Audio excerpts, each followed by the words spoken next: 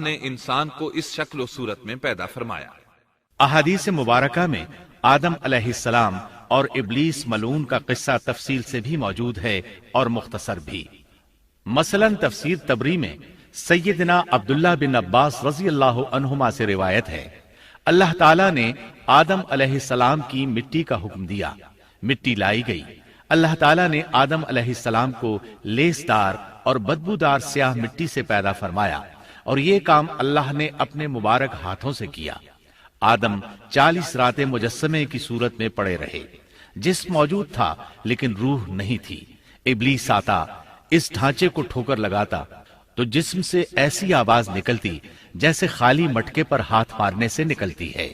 اسی لیے اللہ نے بھی فرمایا ہے کہ وہ کھنکھناتی مٹی سے پیدا کیے گئے۔ آدم علیہ السلام میں روح ڈالنے سے پہلے ایک مرتبہ فرشتوں کا ان کے پاس سے گزر ہوا تو وہ کچھ گھبرا سے گئے۔ ابلیس کو تو بہت زیادہ گھبراہٹ کا سامنا کرنا پڑا۔ وہ گزرتے ہوئے ٹھوکر مارتا اور کہتا، تجھے کسی خاص مقصد کے لیے پیدا کیا گیا ہے۔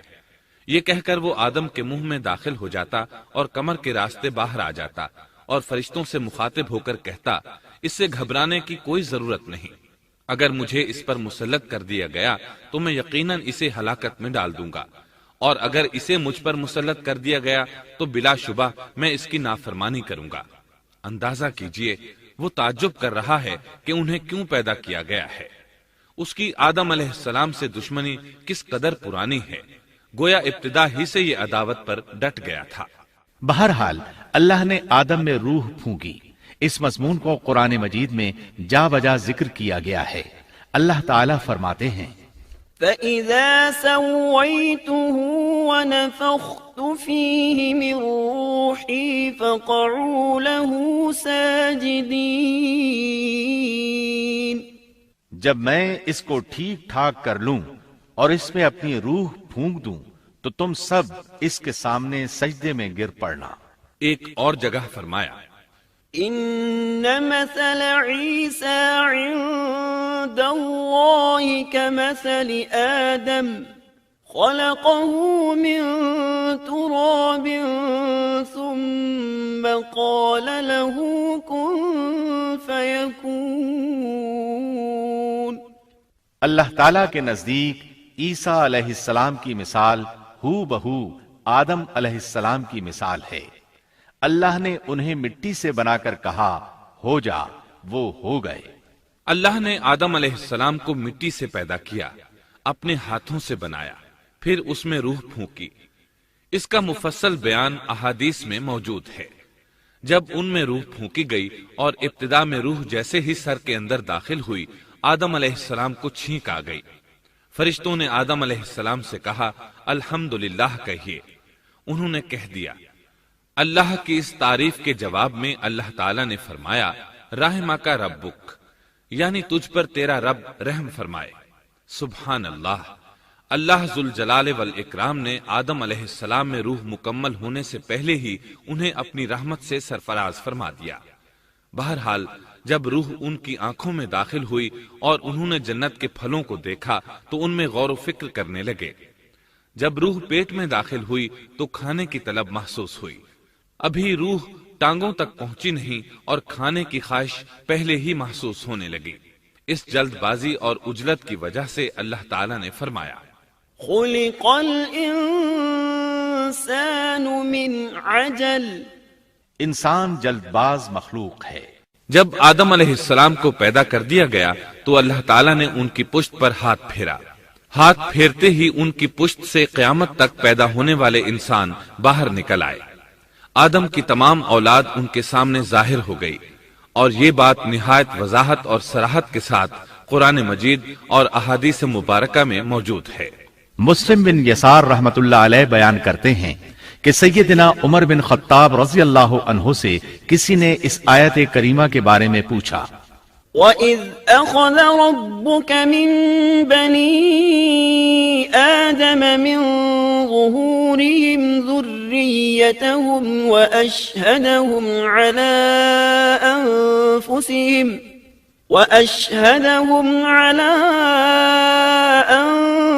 أَنفُسِهِمْ أَلَسْتُ بِرَبِّكُمْ قَالُوا بَلَىٰ شهدنا أن تقولوا يوم القيامة إنا كنا عن هذا غافلين. اور جب آپ کے رب نے اولاد آدم کی پشت سے ان کی اولاد کو نکالا اور ان سے انہی کے بارے میں اقرار لیا کہ کیا میں تمہارا رب نہیں، سب نے جواب دیا ہاں کیوں نہیں، ہم سب گواہ بنتے ہیں، تاکہ تم لوگ قیامت کے روز یوں نہ کہو ہم تو اس سے محض بے خبر تھے. أو تقولوا إنما أشرك آباؤنا من قبل وكنا ذرية من بعدهم أفتهلكنا بما فعل المبطلون. یا یوں کہو کہ پہلے پہلے شرک تو ہمارے بڑوں نے کیا اور ہم ان کے بعد ان کی نسل میں ہوئے، لہذا کیا تو ان غلط راہ والوں کے فعل پر ہمیں ہلاکت میں ڈالے گا؟ سیدنا عمر رضی اللہ عنہ نے اس شخص کے سوال کے جواب میں فرمایا، میں نے سنا ہے کہ رسول اللہ صلی اللہ علیہ وسلم فرما رہے تھے، إن الله خلق آدم ثم مسح ظهره بيمينه فاستخرج منه ذرية فقال خلقت هؤلاء للجنة وبعمل أهل الجنة يعملون ثم مسح ظهره فاستخرج منه ذرية فقال خلقت هؤلاء للنار وبعمل أهل النار يعملون. فقال الرجل ففيما العمل يا رسول الله؟ فقال رسول الله صلى الله عليه وسلم إن الله إذا خلق العبد للجنة استعمله بعمل أهل الجنة حتى يموت على عمل من أعمال أهل الجنة فيدخله الله الجنة، وإذا خلق العبد للنار استعمله بعمل أهل النار حتى يموت على عمل من أعمال أهل النار فيدخله الله النار. اللہ نے آدم علیہ السلام کو پیدا کیا، پھر اپنے دائیں ہاتھ کو اس کی پشت پر پھیرا اور اس سے نسل انسانی کو باہر نکالا اور ان کی طرف اشارہ کر کے فرمایا میں نے انہیں جنت کے لیے پیدا کیا ہے اور یہ جنت والوں کے اعمال کریں گے. پھر اپنے ہاتھ کو دوبارہ آدم علیہ السلام کی پشت پر پھیرا اور اس سے نسل انسانی کو باہر نکالا اور ان کی طرف اشارہ کر کے فرمایا میں نے انہیں آگ کے لیے پیدا کیا ہے اور یہ آگ والوں کے اعمال کریں گے. اس پر ایک شخص نے نبی اکرم صلی اللہ علیہ وسلم سے سوال کیا، اے اللہ کے رسول صلی اللہ علیہ وسلم، تو پھر ہمارے اعمال کس حساب میں شمار ہوں گے؟ آپ نے جواب میں فرمایا، اللہ تعالیٰ جب کسی بندے کو جنت کے لیے پیدا کرتا ہے تو اس سے جنت والوں کے کام کرواتا ہے، حتیٰ کہ جنت والے اعمال میں سے ہی کسی عمل پر اس کا موت سے سامنا ہوتا ہے. اس وجہ سے اللہ اسے جنت میں داخل کرتا ہے، اور جب اللہ کسی بندے کو آگ کے لیے پیدا کرتا ہے تو اسے آگ والے اعمال پر لگا دیتا ہے، یہاں تک کہ وہ آگ والے اعمال میں سے کسی عمل پر مرتا ہے. اس کی وجہ سے اللہ اسے آگ میں داخل کر دیتا ہے. ہر شخص کے لیے اس کام میں آسانی پیدا کر دی جاتی ہے جس کے لیے وہ پیدا کیا گیا ہے. لیکن یہ بات ذہن میں ہر وقت موجود رہنی چاہیے کہ اللہ نے انسان کو اختیار دے رکھا ہے کہ وہ اپنی عقل اور فکر کی روشنی میں اللہ کے احکامات پر عمل پیرا ہو کر خود کو جنتی بنا لے، یا عقل کا درست استعمال نہ کرتے ہوئے شیطان کا پٹا گلے میں ڈال لے اور جہنم میں جگہ بنا لے. یہ تو اللہ نے انسان کو اختیار دے رکھا ہے، اس کی مرضی کہ جنت والے اعمال کرے یا جہنم والے. ہر انسان میں دونوں طرف جانے کی طاقت اور صلاحیت موجود ہے. اللہ نے انسان کو مجبور نہیں بنایا، البتہ ہر انسان کو جو بھی رویہ اختیار کرنا تھا اللہ کو اس کا علم تھا، اور اس کا علم برحق ہے. قطعی ہے، اس میں کوئی غلطی نہیں ہو سکتی، اس لیے اس نے اپنے علم کے مطابق تقدیر لکھ دی۔ اب ہم جو کچھ کرتے ہیں تقدیر سے مجبور ہو کر نہیں کرتے بلکہ اپنے اختیار سے کرتے ہیں، اور چونکہ تقدیر بھی اللہ کے حکم سے لکھی گئی اس لیے اس میں بھی کوئی خطا واقع نہیں ہوتی۔ لہذا تقدیر کا یہ مطلب نہیں کہ انسان تقدیر کی بنا پر ہدایت ماننے یا نہ ماننے پر مجبور ہے، ایسی بات قطعاً نہیں۔ اور درست بات یہ ہے کہ تقدیر کا مسئلہ بہت زیادہ پیچیدہ ہے اور مشکل ترین مسائل میں سے ہے، یہاں اس کی تفصیل کا موقع نہیں۔ جب اللہ نے آدم علیہ السلام کو پیدا کر لیا اور اس میں اپنی روح پھونک دی تو فرشتوں کو حکم دیا کہ آدم کو سجدہ کریں۔ ابلیس ایک بہت نیک اور بزرگ جن تھا، اس نے کبھی اللہ کی نافرمانی نہیں کی تھی، اسی بنا پر وہ بلند مرتبہ پا کر فرشتوں میں شامل ہو چکا تھا، لیکن فرشتوں کی جنس سے قطن نہیں تھا۔ اللہ نے اسے اطاعت اور فرما برداری کا صلہ دیا تھا، اس کی عزت اور اکرام کرتے ہوئے آسمان میں بسایا تھا، لمحہ بھر کے لیے بھی اس نے اللہ کی نافرمانی نہیں کی تھی، اور پھر اللہ نے آدم کو سجدہ کرنے کا حکم دیا، اور اس حکم کے مخاطب فرشتے اور ابلیس تھے۔ صرف فرشتوں کے لیے یہ حکم نہیں تھا بلکہ ابلیس بھی اس حکم میں شامل تھا، کیونکہ اللہ تعالیٰ فرماتے ہیں وَلَقَدْ خَلَقْنَاكُمْ ثُمَّ صَوَّرْنَاكُمْ ثُمَّ قُلْنَا لِلْمَلَائِكَةِ اسْجُدُوا لِآدَمَ فَسَجَدُوا إِلَّا إِبْلِيسَ لَمْ يَكُنْ مِنَ السَّاجِدِينَ قَالَ مَا مَنَعَكَ أَلَّا تَسْجُدَ إِذْ أَمَرْتُكَ اور یقیناً ہم نے تمہیں پیدا کیا، پھر ہم ہی نے تمہاری صورت بنائی، پھر ہم نے فرشتوں سے کہا کہ آدم کو سجدہ کرو، تو سوائے ابلیس کے سبھی نے سجدہ کیا، وہ سجدہ کرنے والوں میں شامل نہ ہوا۔ اللہ تعالیٰ نے فرمایا، تجھے کس چیز نے سجدے سے روک دیا جبکہ میرا حکم تیرے لیے بھی تھا؟ تو اس سے ثابت ہوا اس حکم میں فرشتوں کے ساتھ ابلیس بھی شامل تھا، کیونکہ قرآن میں اذ امرتک کے الفاظ ہیں۔ اس کا مطلب ہے کہ میں نے تجھے حکم دیا تھا، اور پھر ابلیس نے جواب میں یہ نہیں کہا کہ تو نے تو مجھے حکم ہی نہیں دیا تھا، بلکہ اس نے سجدہ نہ کرنے کی وجہ یہ بتائی۔ قال انا خير منه خلقتني من نار وخلقته من طين۔ اس نے کہا، میں سجدہ کیوں کروں، میں اس سے بہتر ہوں، اس لیے کہ تو نے مجھے آگ سے پیدا کیا اور اسے مٹی سے۔ تو پھر کہا، قال فاهبط منها، اللہ نے حکم دیا تو اس سے نیچے اتر جا۔ غرض جب ابلیس نے نافرمانی کی، سرکشی اور تکبر کا مظاہرہ کیا تو اس وقت اللہ تعالیٰ اور اس کے درمیان مکالمہ ہوا۔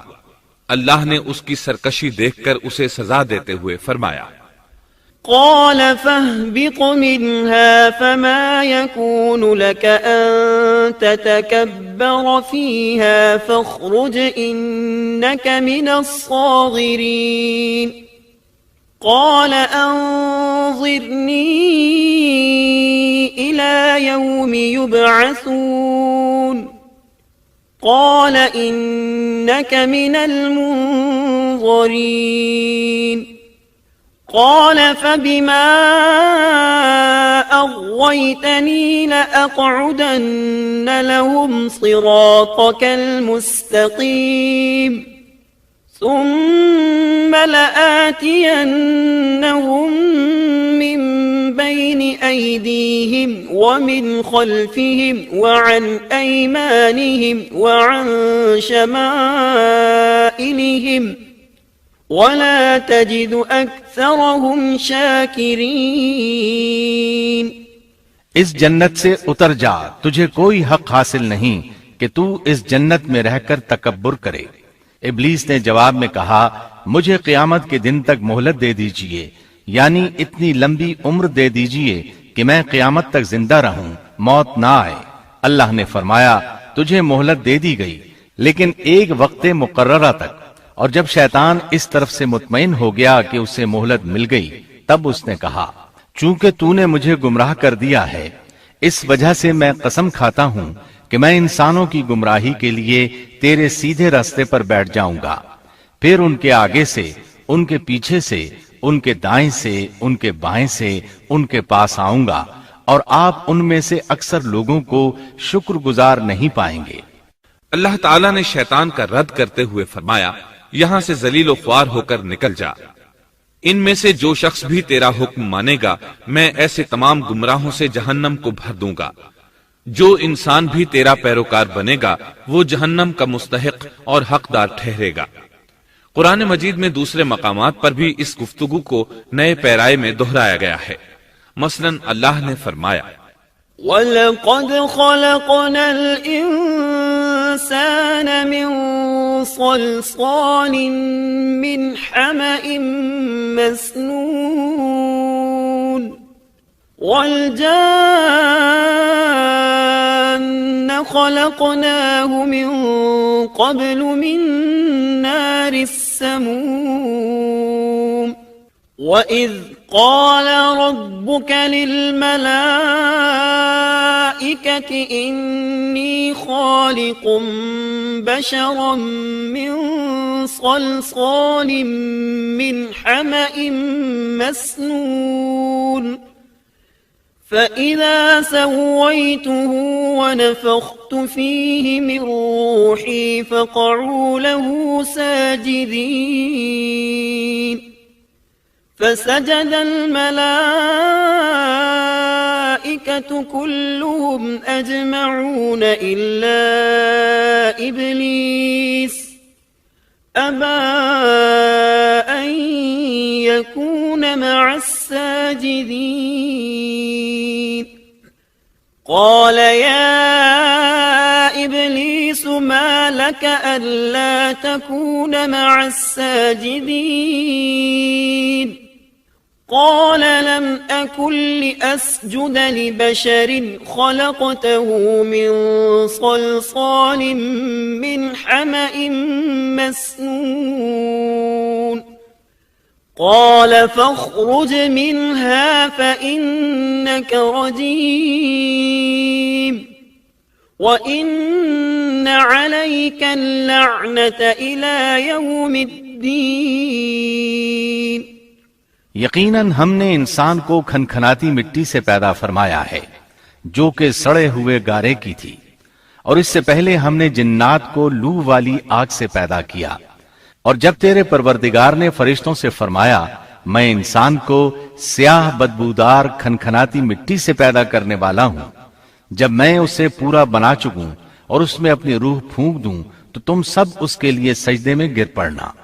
چنانچہ تمام فرشتوں نے سجدہ کیا سوائے ابلیس کے، اس نے سجدہ کرنے والوں میں شمولیت اختیار کرنے سے صاف انکار کر دیا۔ اللہ تعالیٰ نے فرمایا اے ابلیس تجھے کیا ہوا کہ تو سجدہ کرنے والوں میں شامل نہ ہوا؟ وہ بولا میں ایسے انسان کو سجدہ نہیں کر سکتا جسے تو نے سیاہ بدبودار کھنکھناتی مٹی سے پیدا کیا ہے۔ اللہ تعالیٰ نے فرمایا اب تو بہشت سے نکل جا کیونکہ تو مردود ہے اور تجھ پر قیامت کے دن تک میری پھٹکار ہے۔ قال رب فأنظرني إلى يوم يبعثون قال فإنك من المنظرين إلى يوم الوقت المعلوم قال رب بما أغويتني لأزينن لهم في الأرض ولأغوينهم أجمعين إلا عبادك منهم المخلصين قال هذا صراط علي مستقيم إن عبادي ليس لك عليهم سلطان إلا من اتبعك من الغاوين وإن جهنم لموعدهم أجمعين کہنے لگا اے میرے رب مجھے اس دن تک مہلت دے دے جس دن کے لوگ دوبارہ زندہ کیے جائیں گے۔ اللہ نے فرمایا اچھا اس مقررہ وقت کے دن تک تجھے مہلت دی گئی۔ کہنے لگا اے میرے رب چونکہ تو نے مجھے گمراہ کیا ہے مجھے بھی قسم ہے کہ میں انسانوں کے لیے زمین میں گناہوں کو خوشنما بناؤں گا اور ان سب کو بہکا دوں گا سوائے ان کے جو تیرے منتخب اور مخلص بندے ہوں گے، وہ میرے بہکاوے میں نہیں آئیں گے۔ اللہ نے فرمایا ہاں یہی مجھ تک پہنچنے کی سیدھی راہ ہے کہ مخلص بن جاؤ، میرے بندوں پر تجھے کوئی غلبہ نہیں ہوگا۔ البتہ جو گمراہ لوگ تیری پیروی کریں گے یقیناً ان کے وعدے کی جگہ جہنم ہے۔ ایک اور مقام پر اللہ تعالی فرماتے ہیں وَإِذْ قُلْنَا لِلْمَلَائِكَةِ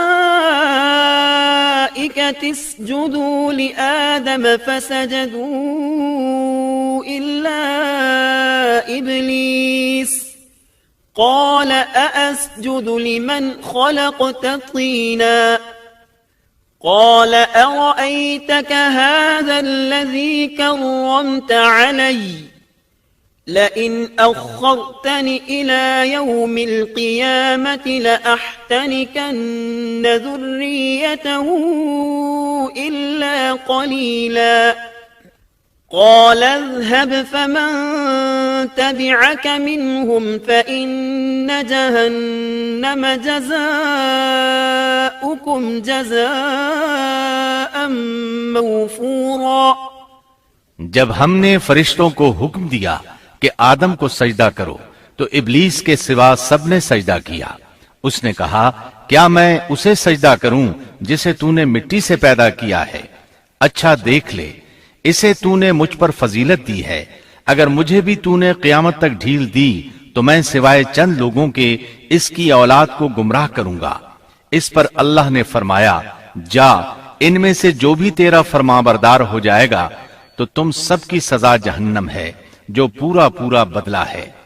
واستفزز من استطعت منهم بصوتك وأجلب عليهم بخيلك ورجلك وشاركهم في الأموال والأولاد وعدهم وما يعدهم الشيطان إلا غرورا إن عبادي ليس لك عليهم سلطان وكفى بربك وكيلا۔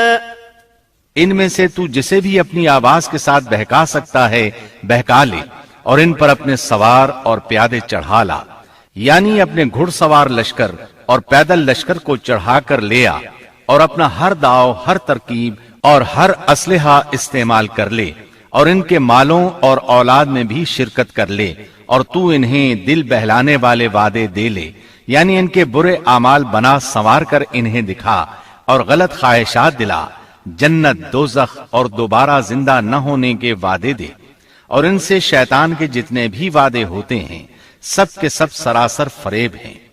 یقیناً میرے سچے بندوں پر تیرا کوئی قابو اور غلبہ نہیں ہوگا، تیرا رب کارسازی کرنے والا کافی ہے۔ اسی طرح بہت سی آیات میں پہلی معصیت الہی کا ذکر کیا گیا ہے۔ سب سے پہلا نافرمان ابلیس ملعون تھا، وہ خبیث اللہ کے سامنے تکبر اور عناد سے بھرپور جواب دیتا رہا، اسی وجہ سے اللہ نے اسے کافر کا لقب دیا۔ کافر اسے کہتے ہیں جو نعمت کا انکار کرے۔ اللہ نے اس پر اتنا فضل و کرم اور انعام و احسان کیا کہ بلند ترین مرتبے تک پہنچا دیا، لیکن اس نے اللہ کی اس نعمت کی قدر نہ کی، پرواہ نہ کی اور کفر کا راستہ اختیار کیا۔ اللہ تعالیٰ فرماتے ہیں اذ قال ربك للملائكة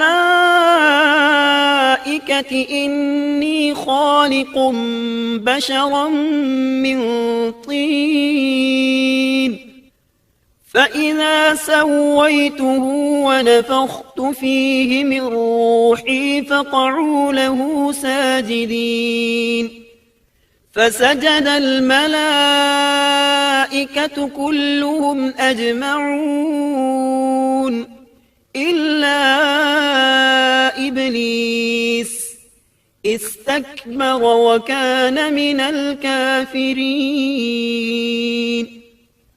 جبکہ آپ کے رب نے فرشتوں سے فرمایا کہ میں مٹی سے ایک انسان کو پیدا کرنے والا ہوں، سو جب میں اسے ٹھیک ٹھاک کر لوں اور اس میں اپنی روح پھونک دوں تو تم سب اس کے سامنے سجدے میں گر پڑنا. چنانچہ تمام فرشتوں نے سجدہ کیا مگر ابلیس نے نہ کیا اور اس نے تکبر کیا، وہ کافروں میں سے تھا. سب سے پہلا گناہ تکبر تھا، اسی لیے علماء کرام فرماتے ہیں تمام گناہوں کی جڑ تکبر اور غرور ہے. نبی اکرم صلی اللہ علیہ وسلم نے اپنی امت کو تکبر نہ کرنے کا سختی سے حکم فرمایا، اس کی برائی، وبال اور ہلاکت سے آگاہ فرمایا. آپ نے فرمایا لا ينظر الله إلى من جر ثوبه خيلاء. اللہ اس شخص کی طرف رحمت سے دیکھے گا بھی نہیں جس نے تکبر کی بنا پر کپڑا ٹخنوں سے نیچے لٹکایا. اس کے علاوہ نبی صلی اللہ علیہ وسلم نے تو مطلقاً فرما دیا لا يدخل الجنة من كان في قلبه مثقال ذرة من كبر. وہ شخص جنت میں داخل ہونے کے قابل نہیں جس کے دل میں ذرہ برابر بھی تکبر ہے. جو شخص اپنے کپڑے، اپنے مکان اور اپنے قبیلے پر فخر کرتا ہے اس سے اللہ کی رحمت اٹھ جاتی ہے. اسی لیے نبی صلی اللہ علیہ وسلم نے جب اپنے صحابہ کرام کو دیکھا کہ مہاجر صحابی انصار صحابہ کے خلاف اور انصاری صحابی مہاجرین صحابہ کے خلاف آواز لگا رہے ہیں تو آپ نے فرمایا دعوها فإنها منتنہ. اس جاہلیت والی پکار کو چھوڑو، یہ بہت بدبودار ہے. برادری کی بنیاد پر لڑنا، باہم فخر کرنا برے نتائج کا ذریعہ ہے. گناہوں کی بنیاد بھی تکبر ہے. اس لیے ہر مومن کو چاہیے کہ اپنے نوکر، خادم، ملازم یا کسی بھی مسکین پر کبھی بھی فخر و غرور کا اظہار نہ کرے، کیونکہ یہی اللہ کی سب سے پہلی نافرمانی وجود میں آئی تھی. تکبر کا یہ ذکر ضمناً آ گیا. ہم پھر اپنے موضوع کی طرف لوٹتے ہیں. اللہ نے آدم علیہ السلام کو پیدا کیا اور انہیں عالم بنا کر ہی تخلیق کیا، یعنی جب وہ پیدا ہوئے تو جاہل نہیں تھے. اللہ نے آدم علیہ السلام کو فرشتوں سے بھی بڑا عالم بنا کر پیدا فرمایا. بے شمار احادیث میں آدم علیہ السلام کی ابتدا اور ان کے علم کا ذکر موجود ہے. جب اللہ نے آدم میں مکمل روح ڈال دی اور وہ اپنے پاؤں پر کھڑے ہو گئے تو اللہ نے انہیں حکم دیا جاؤ فرشتوں کی جماعت کو السلام علیکم کہو. آدم اور فرشتوں کی زبان عربی تھی، یہی زبان اہل جنت کی ہے. آدم گئے، جا کر سلام کہا. انہوں نے جواب میں کہا وعلیکم السلام ورحمت اللہ، یعنی تجھ پر اللہ کی سلامتی اور رحمت ہو. اللہ نے فرمایا یہ تیرا اور تیری اولاد کا آپس میں ایک دوسرے کو تحفہ اور ہدیہ ہے. اللہ نے آدم علیہ السلام کو ابتدا ہی میں تمام نام سکھا دیے. مفسرین نے ان ناموں کے بارے میں بہت بحثیں ذکر کی ہیں. مضبوط موقف سیدنا عبداللہ بن عباس رضی اللہ عنہما کا ہے کہ اللہ نے آدم علیہ السلام کو ہر چیز کا نام سکھا دیا تھا. مثلا یہ پہاڑ ہے، یہ سمندر ہے، یہ پرندہ ہے، یہ درخت ہے وغیرہ. وہ آسمان اور زمین کی ہر چیز کا نام جانتے تھے. یہ علم کیسا تھا، انسان نے کس طرح ہر چیز کا نام پہچان لیا. یقیناً اللہ انسان میں یہ طاقت پیدا کر سکتا ہے کہ وہ ہر علم کا احاطہ کر سکے. اللہ نے آدم علیہ السلام کو ہر چیز کا نام اور اس کی صنعت اور کام بھی معلوم کرا دیا. آگ، لوہے، لکڑی، غرض ہر چیز کا نام اور استعمال ذہن میں ڈال دیا. وہ کس قدر عظیم علم سے بہرور ہوئے، سبحان اللہ. بہرحال اللہ نے آدم علیہ السلام کو صرف شکل و صورت اور تخلیق ہی میں بلند مرتبہ عطا نہیں کیا تھا بلکہ عقل و علم کے لحاظ سے بھی بلند درجے اور مقام پر فائز کیا تھا، جیسا کہ اللہ تعالیٰ فرماتے ہیں وَعَلَّمَ آدَمَ الْأَسْمَاءَ كُلَّهَا ثُمَّ عَرَضَهُمْ عَلَى الْمَلَائِكَةِ. اللہ نے آدم علیہ السلام کو ہر چیز کا نام سکھا دیا، پھر ان چیزوں کو فرشتوں پر پیش کیا اور فرمایا انبئونی بأسماء هؤلاء إن كنتم صادقين. مجھے ان چیزوں کے نام بتاؤ اگر تم سچے ہو. مطلب یہ کہ تم اپنے دعوے میں کہاں تک سچے ہو؟ جب آدم کی تخلیق ہوئی تو تم نے کہا تھا اللہ جو چاہے پیدا کر لے، قسم ہے وہ ہم سے زیادہ معزز اور عالم نہیں ہوگا. اس دعوے میں اگر تم سچے ہو تو ذرا ان اشیاء کے نام تو بتاؤ. اللہ تعالیٰ نے آدم علیہ السلام کا زیادہ معزز ہونا، مکرم ہونا اور علم و معرفت والا ہونا واضح کرنے کے لیے فرشتوں کو حکم دیا کہ آدم علیہ السلام کو سجدہ کریں. یہ سجدہ تعظیمی تھا، عبادت والا سجدہ نہیں تھا. سجدہ تعظیمی پہلے وقتوں میں جائز تھا لیکن اب حرام ہے. اسی لیے تو یعقوب علیہ السلام، ان کی بیوی اور 11 بیٹوں نے یوسف علیہ السلام کو سجدہ کیا تھا. بہرحال فرشتوں نے آدم علیہ السلام کو سجدہ کیا. اس سے معلوم ہو جاتا ہے کہ کون زیادہ عزت اور عظمت والا ہے. یقیناً آدم علیہ السلام زیادہ شرف اور منزلت کے حقدار ٹھہرے. جب اللہ تعالیٰ نے ان کی عزت، تکریم اور تعظیم ثابت فرما دی تب علم و معرفت میں ان کی برتری ثابت کرنے کے لیے فرمایا اگر تم اپنے قول میں سچے ہو تو ان چیزوں کے نام بتاؤ. تب فرشتوں نے کہا قالوا سبحانك لا علم لنا إلا ما علمتنا إنك أنت العليم الحكيم. قال يا آدم أنبئهم بأسمائهم فلما أنبأهم بأسمائهم قال ألم أقل لكم إني أعلم غيب السماوات والأرض وأعلم ما تبدون وما كنتم تكتمون.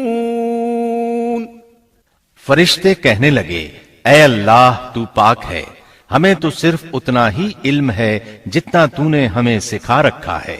مکمل حکمت و علم والا تو ہی ہے. اللہ تعالیٰ نے آدم علیہ السلام سے فرمایا اے آدم تم ان فرشتوں کو ان چیزوں کے نام بتاؤ. آدم ہر چیز کا نام بتانے لگے. کسی جگہ بھی انہوں نے غلطی نہیں کی. جب انہوں نے فرشتوں کو تمام چیزوں کے نام بتا دیے تو اللہ تعالیٰ نے فرشتوں کو مخاطب کر کے کہا کیا میں نے تمہیں پہلے ہی نہیں کہہ دیا تھا کہ زمین اور آسمان کا غیب میں ہی جانتا ہوں اور میرے علم میں ہے جو تم ظاہر کر رہے ہو اور جو چھپا رہے ہو. یہاں ذہن میں سوال ابھرتا ہے کہ فرشتے کیا چھپا رہے تھے. وہ راز والی بات یہی تھی کہ اللہ ہم سے زیادہ معزز اور عالم مخلوق پیدا نہیں کرے گا. واضح رہے ہم آپ کو صرف واقعات ہی نہیں سنا رہے، صرف سیرت اور تاریخ ہی بیان نہیں کر رہے بلکہ قرآن بھی پڑھ پڑھ کر سنا رہے ہیں. اور قرآن کو اس وقت تک سمجھنا محال ہے جب تک کہ ان واقعات کی تفصیل موجود نہ ہو. خیر، اس کے بعد اللہ تعالیٰ نے اما حوا کو پیدا فرمایا. انہیں آدم علیہ السلام کے فوراً بعد پیدا نہیں فرمایا بلکہ آدم علیہ السلام نے کافی عرصہ جنت میں تنہا بسر کیا اور حدیث میں ہے کہ وہ وحشت محسوس کرتے تھے، تنہائی کو شدت سے محسوس کرنے لگے تھے. آخرکار ایک روز جب وہ سو رہے تھے تو اللہ تعالیٰ نے ان کی بائیں پسلی سے اما حوا علیہ السلام کو پیدا فرمایا اور آدم علیہ السلام کا ہم سفر بنا دیا.